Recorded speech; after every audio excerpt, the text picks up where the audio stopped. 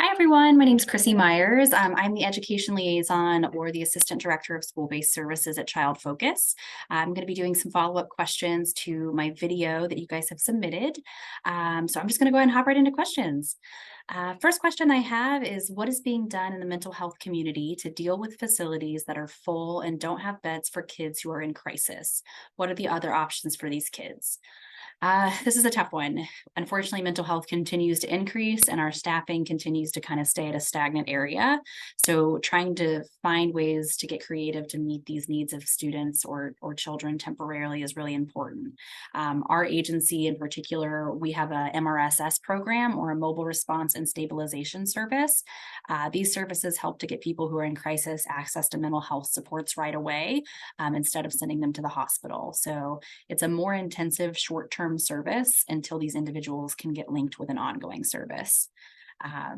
Other agencies nearby, I know we have another agency in Cincinnati called Best Point, who has opened up a pediatric urgent care center.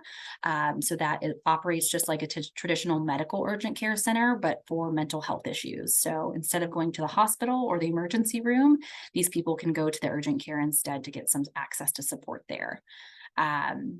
We're fortunate that our agency also offers crisis appointments that are typically available within 24 hours for children and adults. And those typically do happen same day in most cases. In order to kind of fill the gap for some of those services, we're lacking to get people in. We've been utilizing a lot of students who are in counseling or social work programs in order to provide like a temporary lower level service until that higher needs service becomes available. Wait lists, unfortunately, are continuing to grow. Okay. Next question I have is, if educators could only do one thing to affect mental health in the classroom, what would you suggest? This is a good one. I think normalizing mental health to help reduce the stigma is one of the most important things that educators can do. When that stigma is reduced, kids are more likely to access care and be willing to go through with those services. This can be done through implementing lots of social and emotional learning curriculum on a regular basis, openly talking about, your schools or community's resources with students so they know what's available, and trying to help them apply coping skills in the moment when you see students that are struggling. Okay, next up. What do you think is the best way for teachers to combat perfectionism? That's a good one too. Okay, so I think making sure your students know that they do not have to be perfect is important. So normalizing making mistakes, normalizing having bad days, and setting the example and admitting that when you've made mistakes or gotten behind on things. I think it's also important to use those mistakes as learning opportunities instead of a time to be critical. Helping students set realistic and achievable goals so that they're not just constantly feeling like they're shooting for the stars and these unattainable expectations. And encourage them to do things that don't require accomplishing something. So something they are just doing for fun that brings them enjoyment. Okay, next question. There's much out there about negative impact of social media content and time on adolescent mental health. But how can we embrace what is literally in their hands and use it for promoting the mental wellness of our students? Unfortunately, social media is unavoidable, I think, this day and age. Technology is becoming just commonplace, and it's really how students these days connect with one another. I think it's important to stress to students and really anybody that what people share online is often a highlight reel. It's not the negative things that are going on in their life. They're only showing the good. And I think that's important to remember, is that, most people aren't going to put their dirty laundry out there on the internet. They're only going to show you what they want you to see.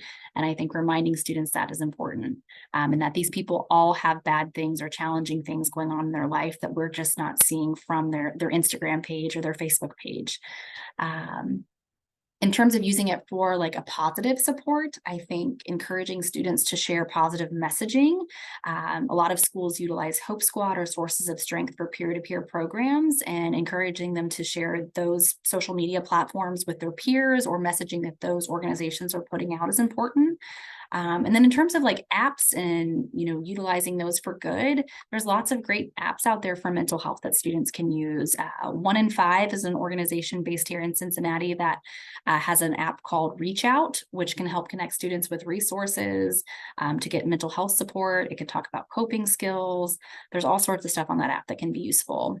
Other things like the Calm app that helps lead meditations and just, general wellness activities for students. I think social media and technology can definitely be used for good. It's just making sure students know how to do that. Okay. Next one. Where do we draw the line of, yes, the student has some emotional baggage and that it is what is causing them emotional outburst, which is temporary. So I will show patience. To this student is just being a total disruption to the class, the school, and other students. They need to be removed from school, but the school district will not draw the line and draw the line in the sand for the well-being of the school.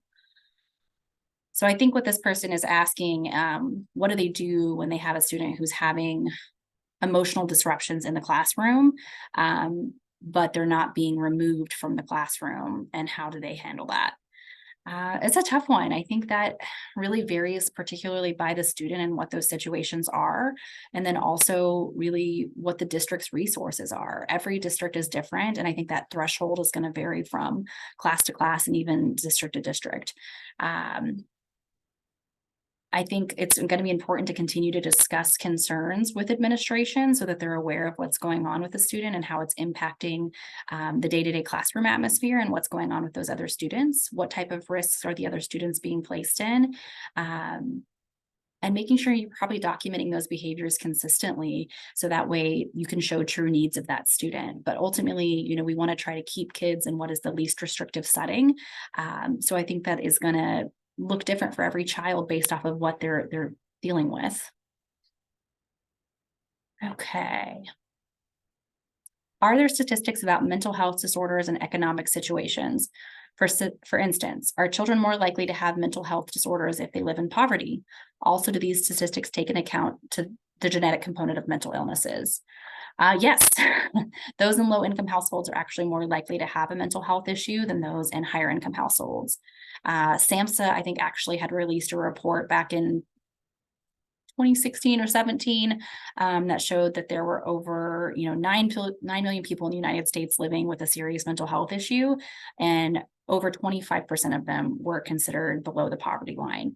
I think those individuals are going to be more likely to experience different stressors than their wealthier peers would, like access to food and clothing and consistent shelter, which can lead to lots of different mental health issues and stress and anxieties about these situations that they're placed in. Especially for children, if they're coming from food insecurity or they've kind of been in a transient living situation, that's going to give them probably a lot of different types of impact on their mental health just in all these different settings of their life. So yes, I think mental health and income status definitely play a key piece in that. Okay. Why do you believe mental health has taken a turn in schools? What do you believe is the leading factor, and how can we help elementary age students? All right. Mental health has increased everywhere, not just in schools. Schools just happen to be, I think, the biggest part of children's days. And I think educators and those people who are with those students all day long tend to see and notice those increases more often. Obviously, COVID-19, I think, has had a large impact on students and their overall mental health. But I don't think we're going to fully understand the impacts of COVID until later in life on these students. During COVID, students were isolated and, kind of lost and out on these critical times where socialization and connection is really key to their development. So I definitely think that's had an impact on it.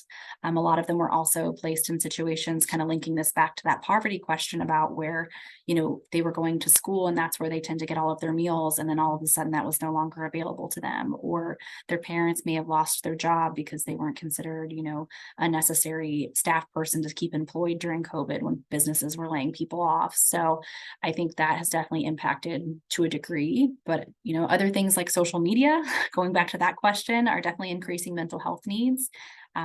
Students are always on, or they're always connected now, whereas back in my days, we'd say that, if you left school, your issues from school often stayed at school, but now those are following kids home. So if you have a student who's experiencing bullying in the school setting, that stuff may be following them home on social media as well. And it's not something that they can, leave at the door. It's constantly nagging at them or constantly kind of being a constant in their life. And that's something that can definitely impact their overall emotional wellness. So for elementary students specifically, I think, starting with consistent social emotional learning programs are really helpful. So that way those kids are developing those resources and skills that they need at an early age, so that when they do face adversity or when they do face these life challenges, they have resources and, different skill sets that they can fall back on. And, they know who those key adults are that they can go to in their lives for support. Or, one of my favorite programs in particular right now is Sources of Strength. It has a great elementary component and it's super easy for educators to deliver. It's usually about 30 minutes one time a week. And it's really, mapped out nicely in a lesson plan already for teachers. And it just gives them the ability to help these kids develop coping skills through a way that is, fun and educational, but it also is something that can stick with them and they can build upon those coping skills as the lessons continue. All right. Next up, do you have any tips for implementing some of these strategies for a peer-to-peer setting?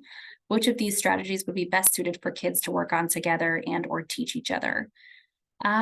So for secondary students, peer-led programs are actually really popular. Things like Sources of Strength, they also have a secondary program, and Hope Squad are great ways for students to get involved in teaching and promoting mental health.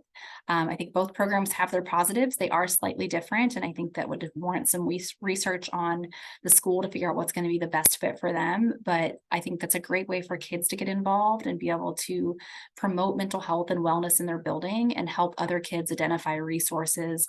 Whereas, it coming from adult, it may not always be relatable, or they may not trust adults yet to go to for help. Whereas another student they could reach out to and ask for that support. Okay. I think this is my final question. This one says, I understand there needs to be a referral for child-focused services, but what happens for families that cannot afford services? The number one issue talked about between myself and colleagues is the missing link between insurance, cost, and access. I wish I understood the process better. Okay, that's a great question. Insurance is a tricky thing, and it's because it really depends on the type of service and the provider or the agency of what is being delivered. Depending on the insurance, some services aren't covered where others are. And then I think the cost of service is also going to depend a lot on the provider or the type of insurance that person has. Are they considered in network or out of network, just like it would for a doctor or a hospital? Community mental health agencies, I think, are really great resources for families to utilize in particularly, and that's typically because there are a variety of therapists in one agency who take a variety of insurance types. So, you may have one insurance that's not accepted at a private practice, but if you come to a community mental health agency, there's most likely going to be a therapist there or a provider there who takes that type of insurance. The nice part is, most of the therapists who work in our agency currently are on a variety of insurance panels, and a majority of them. We're also really fortunate in our county, in Claremont County in particular, that where we provide a bulk of our services at, we actually have a sliding scale fee that's helped based off of income, and that can kind of help reduce the cost of a copay that a parent or a child may experience for services. And that's, promoted through our mental health and recovery board. So some other agencies may also have those connections in their counties. It just happens to be, we're the one for Claremont County, and that's really a great resource for our families to use.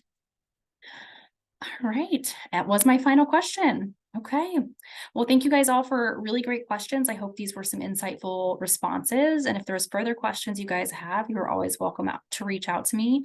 Again, Krissie Myers, I'm the Assistant Director of School-Based Services at Child Focus. You can always call our main office. That number is 513-752-1555 if there's anything else I can help to answer for you guys. Thanks so much.